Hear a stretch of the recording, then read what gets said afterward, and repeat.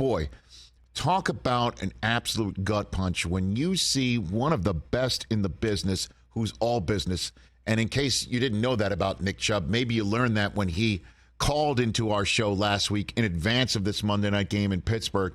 I mean, there really wasn't much, jocularity. This guy is like shows up, puts his nose to the grindstone, or he just gets into his gig every single time he walks in the building. And he, more than maybe anybody in that building, and I'm not there, so I wouldn't know.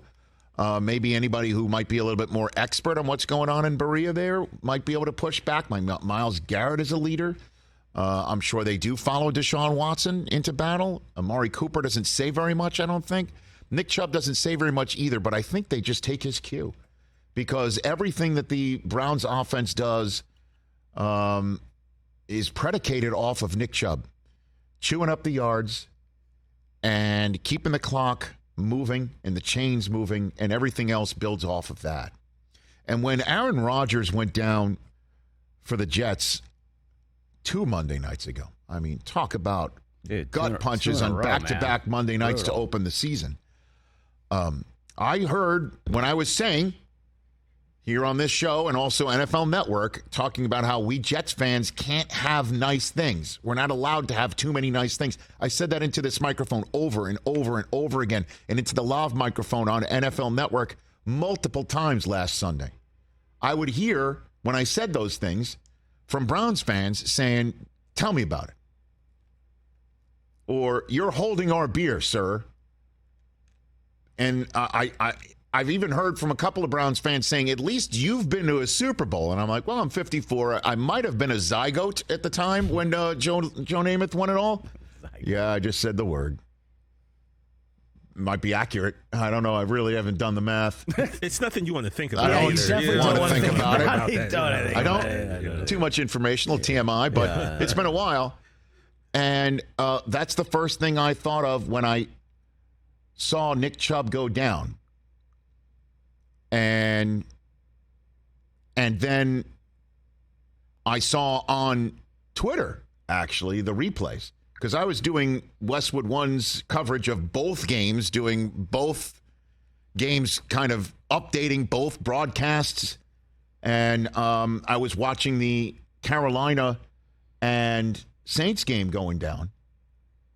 And part of that broadcast, when I then looked at Twitter and I saw what happened to Nick Chubb. And it confirmed after the game, it does appear to be as catastrophic as it looked. Kevin Stefanski of the Cleveland Browns, head coach, had this to say after the game when asked about what he saw and what this means for his team and everyone else in the organization moving forward. Yeah, absolutely. I mean, it's a team game. Nobody's bigger than the team. I don't say that to discount the person, the player, the teammate that Nick Chubb is and what he means to this organization. I'm not discounting that. But this is a team game. It's the greatest team game there is. So we got to rally, and we'll rally without Nick. He'll be in the building, I'm sure, when he's back in, and he'll support his team just like we're going to support him. Greg Newsome of the Cleveland Browns, his teammate, said it succinctly. Quote, the season's going to be for him. Everything we do, every practice, we're going to think about him. Every game we're going to play for him. So, I mean, this season's going to be dedicated to Nick Chubb. That's as succinct as you can put it as to what Chubb means to this team and his teammates feel about him. And all I thought of again when I watched that knee crumple,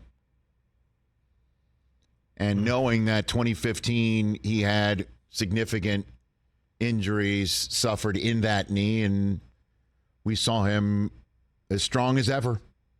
I mean, the guy had 10 carries for 64 yards at that point in time. I mean, just give him the ball twice, you're moving the chains. That's what he means to this team that does do pretty much everything off the run. And why not? Because he's that talented.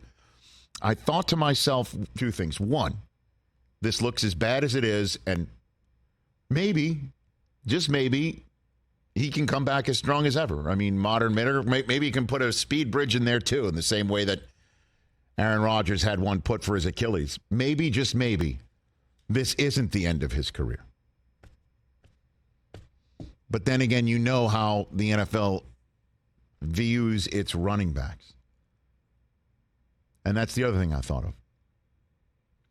Hey, fans out there that are looking at Jonathan Taylor in Indianapolis, fans out there that were looking at Saquon and looking at Josh Jacobs this summer, and fans out there who are hearing about the Zoom that happened amongst the running backs when it looked like Josh Jacobs and Saquon were kind of SOL before their teams sprinkled a little bit of money on top of their contracts in the form of incentives. Anybody out there that thinks that these guys aren't, if you will, team players, you're out of your minds. Running backs, get your money. Get your money while you can. And that's the one thing about at least Nick Chubb, is that he got paid. 3-year, $36 million contract he signed. Now, at the time, that was a decent chunk of change for sure. $20 million guaranteed. He was earning a base salary of $10.8 million this year, which is pretty much what Saquon and Josh Jacobs wound up signing for with their franchise tag. So he has been paid in a manner that others have not. That's what I thought.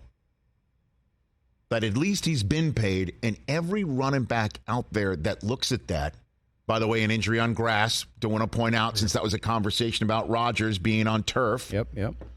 But I mean, unfortunately for Chubb, his foot was firmly planted and his leg just as straight as it can possibly get when Minkah Fitzpatrick's helmet connected.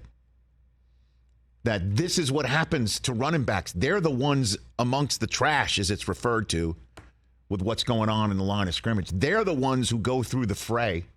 They're the ones who absolutely are in the line of fire more than maybe anyone else who carry a football. Obviously, offensive linemen and defensive linemen